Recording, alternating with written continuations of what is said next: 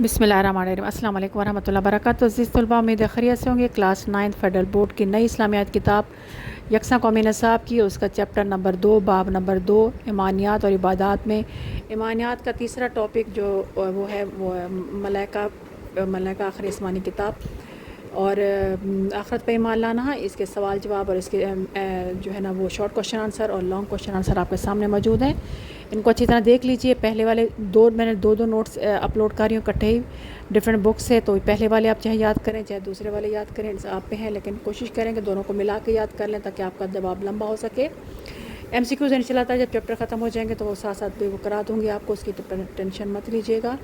ये सारे देख लीजिए लॉन्ग क्वेश्चन है, साथ साथ शुरू हो रहा है और इसके पॉइंट्स भी अच्छे खासे बने हुए हैं। आपके बैक टू बैक एक ही पेज होता है फेडरल बोर्ड के लिए, तो इस हिसाब से आप देख लें कि यहाँ से 2-3 पॉइंट्स आप आगे वाले नोट से पिक कर लें ताकि आपका एक पूरा प्रॉपर जवाब हो सके।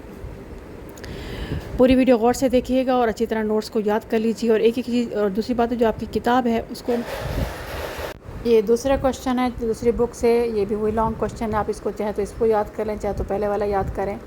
अब आप पे है कि आप इससे कैसे फ़ायदा उठा सकते हैं।